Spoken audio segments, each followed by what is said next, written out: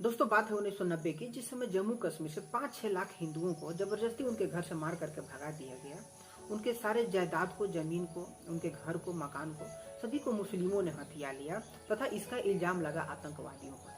तो आप थोड़ा गौर से सोचिए कि क्या यह उम्मीद है कि बिना यहाँ के मुस्लिमों के मदद के बगैर क्या वो आतंकवादी इन 5-6 लाख हिंदुओं को बेघर कर सकते हैं, भगा सकते हैं? लेकिन ऐसा इल्जाम लगा आतंकवादियों पर, यानी कि उन्हें भगाने में, यानी कि उतने 5-6 लाख हिंदुओं को भगाने में यहाँ के मुस्लिमों का कोई हाथ नहीं रहा। और मैं यह बात इसलिए कह रहा हूँ कि झारखंड के दुमका जिले में, जहाँ की अंकिता वाला जो घटना घटा, उसके गांव के अगल बगल पहले 52 दलित परिवारों को मुस्लिमों के द्वारा भगा दिया गया था, लेकिन कोई भी प्रशासन, कोई भी सरकार क्यों तक नहीं बोली। इसके अलावा भी फिलहाल में घटना घटी है कि हमारे होम जिले पलामू जिले में, जो कि झारखंड में ही पड़ता है, वहाँ से 54 दलित परिवारों को मुस्लिमों के द्वारा भगा दिया गया, जो कि वहाँ पर ऐसे ही झुग्गी झोपड़ी बना करके रहा करते थे। और यह कहकर के यहाँ मदरसा बनाना है, तुम लोग भाग जाओ। और कुछ युवक आए, मुस्लिम व्यक्तियों द्वारा आकर के उन्हें धमका दिया गया और बोला गया कि 2 घंटे में जगह खाली करो। और अपने से उन लोगों के द्वारा सारे घर को तोड़ा गया,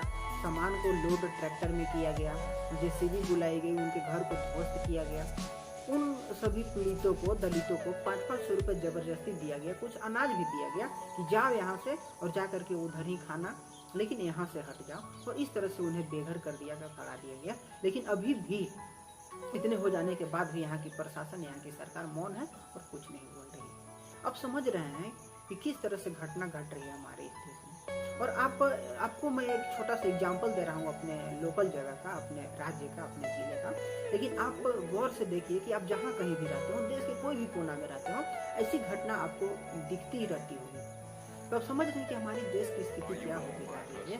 यदि आपके गांव में यदि 10-20 से मुस्लिम आकर के बस जाते हैं, तो आप उन्हें अपना खेत दे देते हैं कि रहो यार, यहाँ पर कमाओ। लेकिन यदि ऐसी कोई पहले से रह रहा है मुस्लिम के इलाके में, तो वहाँ से तो किस स्थिति से गुजर रही है हमारा देश, आप इस पर गौर कर सकते हैं और देख सकते हैं कि आगे आने वाला फ्यूचर, भविष्य क्या हो सकता है इस देश। अच्छा, एक प्रैक्टिकली बात है कि आप कभी भी मुस्लिम मोहल्ला में जाते हैं तो आप अपने से बोलिए कि आप सतर्क रहते हैं या नहीं रहते। या कभी भी आपका किसी मुस्लिम के साथ लड़ाई हो जाए तो आप शांत हो जाते हैं, आप उस लड़ाई से छुटकारा पाना चाहते हैं, क्योंकि आपके मन में ही रहता है ना कि यदि लड़ाई हो जाए तो इन लोगों की संख्या बहुत भारी संख्या में, मतलब लोग आ जाएंगे और हो सकता है कि और ज़्यादा लड़ाई हो जाए। तो आपके मन में जो मुस्लिम इलाके में जाने से, मुस्लिमों से लड़ने से जो आपके मन में जो डर, भय पैदा किया गया है ना, इसमें वे लोग सफल हो गए हैं। और उनके द्वारा ऐसा करतूत करके आपके मन में भय पैदा किया गया है ताकि वैसी स्थिति हो जाए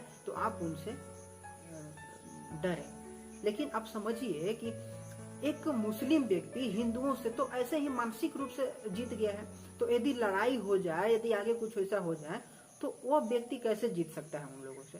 ये गौर करने योग्य बातें हैं। तो हमें इन सब चीज़ों को ध्यान में रख करके इसके लिए एक ठोस कदम उठानी बहुत ही जरूरी है, ताकि आगे आने वाले टाइम में इस सिचुएशन को बदला जा सके। यानी कि जो आजकल बहुल होते हुए भी आज दब कर रहे हैं, उन्हें ऐसे दब करके नहीं रहना हो। तो ठीक है दोस्तों, चलते हैं। आपको तो हमारी वीडियो पसंद आती नहीं है तो आपकी जो मर्जी, ठीक है। जय हिंद, जय भारत।